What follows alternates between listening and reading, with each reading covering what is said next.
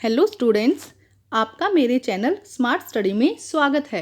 Students, आज हम शिक्षा निदेशालय की तरफ से दी जाने वाली कार्यपत्रक नंबर 20 करेंगे, जो कि क्लास 9th की है और विषय है सामाजिक विज्ञान, लोकतांत्रिक राजनीति। बेटा, ये वर्कशीट 20 अगस्त 2020 की है। तो आइए करते हैं आज की वर्कशीट शुरू करने से पहले बेटा प्लीज़ मेरे चैनल को सब्सक्राइब कर दीजिए। तो आइए देखते हैं आज की वर्कशीट, लोकतंत्र ही क्यों। हम पिछली वर्कशीट्स में लोकतंत्र के बारे में पढ़ चुके हैं कि जनता का जनता द्वारा जनता के लिए शासन। इसमें क्या होता है कि जनता खुद अपना प्रतिनिधि चुनती है, तो ऐसी शासन व्यवस्था को हम क्या कहते हैं, लोकतंत्र। तो आइए आज की वर्कशीट देखते हैं। जब एक अच्छी शासन व्यवस्था की बात की जाती है तो लोकतंत्र शासन व्यवस्था का जिक्र जरूर किया जाता है। और हमारे देश भारत में कौन सी शासन व्यवस्था है बेटा, लोकतांत्रिक शासन व्यवस्था। तो जब भी एक अच्छी शासन व्यवस्था की बात की जाती है तो लोकतंत्र का जिक्र जरूर किया जाता है, क्योंकि इसमें जनता खुद अपना प्रतिनिधि चुनती है। यहाँ तक कि दुनिया भर में सभी जगह लोकतांत्रिक व्यवस्था चाहते हैं, तो क्योंकि सभी ये चाहेंगे ना कि राजा का बेटा राजा ना बने। क्या होगा, लोग जो प्रतिनिधि है वो खुद चुने। तो सभी दुनिया भर में सभी जगह क्या किया जा रहा है, लोकतांत्रिक व्यवस्था को लोग चाहते हैं। जिन देशों में पहले लोकतांत्रिक व्यवस्था नहीं थी, वहां भी अब इसे अपनाया जा रहा है। आइए लोकतांत्रिक व्यवस्था के विषय में चर्चा करके पता कर प्रयास करें कि लोकतांत्रिक व्यवस्था अन्य शासन व्यवस्था से बेहतर क्यों है। तो आइए देखते हैं कि बेहतर क्यों है। देखिए, लोकतंत्र के पक्ष में तर्क दिए गए हैं। लोकतांत्रिक शासन व्यवस्था में सरकार जनता के प्रति जवाबदेह होती है, इसीलिए दूसरी पद्धति से बेहतर होती है। इसमें क्या होता है, जनता को जवाब देना होता है कि आपने ये काम क्यों किया है या आप क्या करने वाले, क्योंकि जनता खुद क्या करती है, अपने प्रतिनिधि को चुनती है। तो जनता को क्या करना होता है, जवाबदेह होती है। वो जनता को जवाब देना है कि क्या काम कर रहे हैं और कैसे कर रहे हैं। ठीक है। दूसरा क्या, देखो, लोकतांत्रिक व्यवस्था दूसरों से बेहतर है क्योंकि इसमें चुनी हुई सरकार को बदलने का अवसर भी मिलता है। ये दूसरों से बेहतर क्यों है, क्योंकि इसमें चुनी हुई सरकार को बदलने का क्या मिलता है, अवसर मिलता है। ऐसा नहीं है कि एक ही सरकार हर बार बनती रहेगी। हर बार चुनाव होते हैं और चुनाव में जो जनता है वो अपने सरकार का चुनाव कर सकती है। अगर उसे पहले सरकार में कुछ कमियां लगी है तो वो अपनी सरकार को बदल सकती है। लोकतांत्रिक व्यवस्था समानता, न्याय, स्वतंत्रता आदि मूल्यों के द्वारा नागरिकों का सम्मान बढ़ाती है। इसमें क्या होता है कि देखो, नागरिकों का क्या होता है, अधिकारों की रक्षा की जाती है, उन्हें समानता दी जाती है, न्याय दिया जाता है, स्वतंत्रता होती है उन्हें बोलने की। अपने मूल्यों के द्वारा नागरिकों का सम्मान बढ़ाती है। समझ रहे हैं आप यहाँ पे क्या कहना चाहते हैं कि इस जो लोकतांत्रिक व्यवस्था है उसमें सभी नागरिकों को समान अधिकार है। आगे देखिए, भारत की तरह विविधता वाले देशों में लोकतंत्र ही एकजुटता बनाए हुए। भारत जैसा विविधता वाले देश में कि अलग अलग जाति धर्म के लोग रहते हैं, वहां पे भी लोकतंत्र की वजह से क्या बनी हुई है, एकजुटता बनी हुई है। लोकतंत्र से ज्यादा लोग चर्चा में भाग लेते हैं, जिससे गलतियों की गुंजाइश कम हो जाती है और बेहतर निर्णय की संभावना होती है। यहाँ पे क्या है, बेहतर निर्णय की क्या है, संभावना रहती है, क्योंकि एक ही डिसीजन को लेने के लिए बहुत सारे लोगों के साथ विचार विमर्श करना पड़ता है, उनकी राय लेनी पड़ती है। और जब बहुत लोगों की राय मिल जाती है तो क्या होता है, जो निर्णय लिया जाता है वो और भी अच्छा होता है। तो निर्णय क्या हो जाता है, बेहतर हो जाता है। लोकतंत्र मतभेदों और टकरावों को संभालने का तरीका उपलब्ध कराता है। लोकतंत्र में क्या होता है, मतभेद भी हो जाते हैं, लेकिन क्या है, एक दूसरे की बात को संभालने का क्या मिल जाता है, मौका भी मिल जाता है। तो आइए देखते हैं नेक्स्ट क्या दिया गया है। लोकतंत्र के खिलाफ कुछ तर्क। अब जरूरी नहीं है कि हर लोकतंत्र की हर बात क्या हो, अच्छी हो। कुछ इसके अंदर क्या है, कमियां भी हैं। तो देखिए क्या कमियां हैं। लोकतंत्र में नेता बदलते रहते हैं, इससे अस्थिरता पैदा होती है। यहाँ सिर्फ जनता का खेल मुख्य है, जिसमें इसमें नैतिकता की कोई जगह नहीं होती। अब देखो, लोकतंत्र में क्या होता है, जब भी चुनाव होते हैं तो हर बार क्या होता है, नेता बदल जाता है। अब 5 साल एक नेता ने अच्छा काम किया या उसके काम में कुछ कमियां रह गई, तो हो सकता है कि अगले 5 साल में वो उनको सुधारने की कोशिश करे। लेकिन जनता द्वारा अगर प्रतिनिधि चेंज कर दिया गया है, नेता बदल दिया गया है, तो क्या होगा, इसमें सबसे बड़ी कमी क्या है कि नेता बदलता रहता है, जिससे कि अस्थिरता बन जाती है।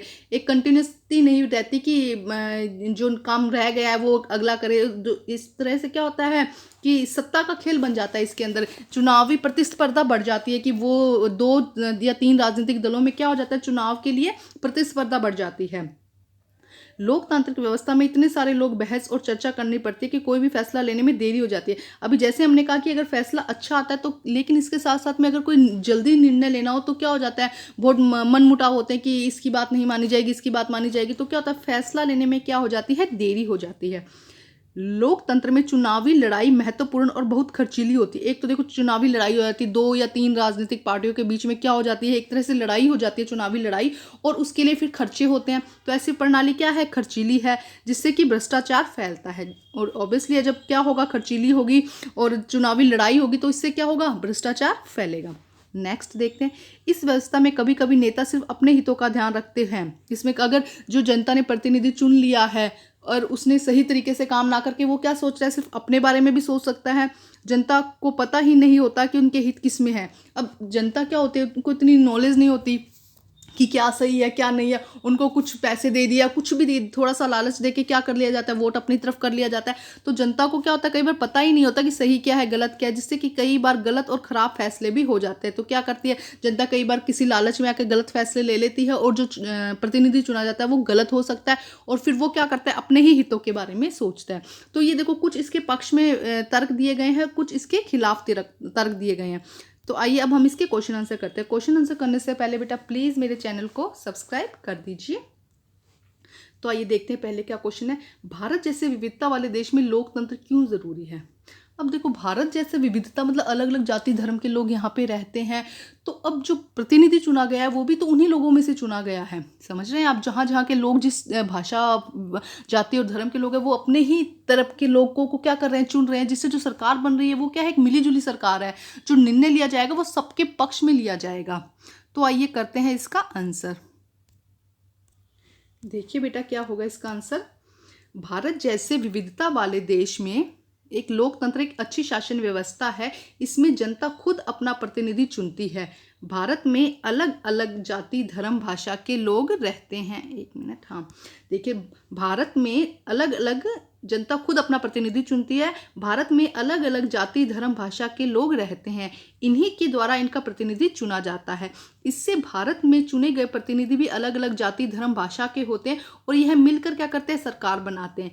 इससे भारत में एकजुटता बनी रहती है। लोकतांत्रिक के कारण ही भारत में इतनी विविधता होने के बावजूद एकजुटता बनी हुई है। तो बेटा मैं ये आपको समझा रही हूँ, आप इसके अलावा कुछ और एनसीईआरटी को पढ़िए और इसमें और भी ऐड करने की कोशिश कीजिए कि इसके अंदर और क्या आप ऐड कर सकते हैं।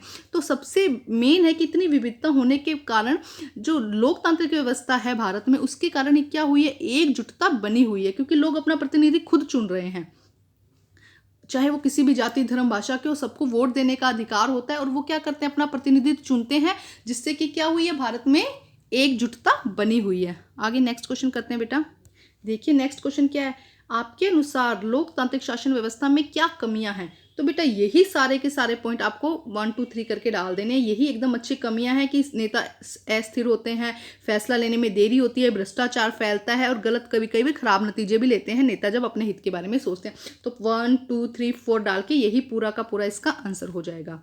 लोकतांत्रिक शासन व्यवस्था के पक्ष में अपने तर्क दीजिए। तो बेटा ये जो सारे पॉइंट्स हैं, ये वाला क्वेश्चन थर्ड का आंसर हो जाएगा। आप 1 2 3 करके डाल dीजिएगा और सारे के सारे यही पॉइंट हो जाएंगे। अभी आपको समझाएं कि क्या होता है कि सरकार बदलने का मौका मिल जाता है, सरकार नागरिकों का सम्मान का ध्यान रखा जाता है, जवाबदेही होता है, एकजुटता बनी रहती है और बेहतर निर्णय की संभावना रहती है। ठीक है, और ये सारे पॉइंट क्या हो जाएंगे, इसके आंसर हो जाएंगे। तो ठीक है, अब देखते हैं नेक्स्ट क्या कहता है क्वेश्चन।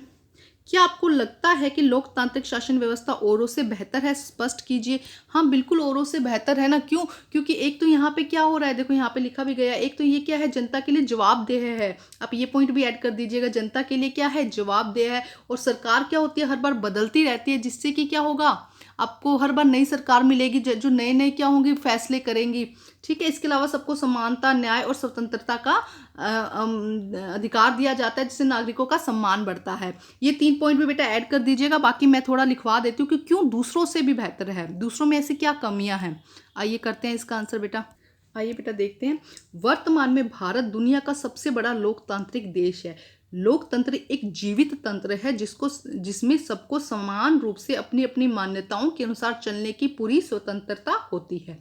लोकतंत्र की नींव जनता के मतों पर टिकी होती है।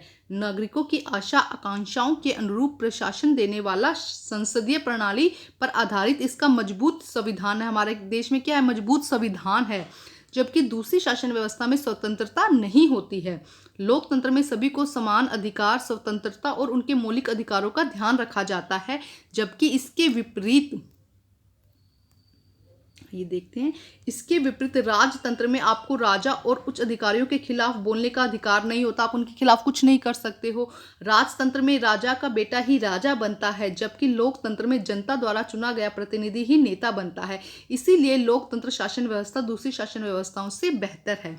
तो ये है बेटा इसका आंसर। आप इसमें जो 3 पॉइंट्स थे वो वाले भी ऐड कर लीजिएगा और अपना आंसर खुद बनाइएगा। आप यहाँ से सिर्फ बेटा हिंट लो और थोड़ा एनसीईआरटी पढ़ के अपने आंसर को खुद लिखने की कोशिश करो। आपको यहाँ पे सिर्फ समझाया गया है। तो यहाँ पे आपकी वर्कशीट कंप्लीट होती है। वर्कशीट कंप्लीट करके अपने टीचर से चेक कराइए और प्लीज़ मेरे चैनल को सब्सक्राइब कीजिए। Thank you students.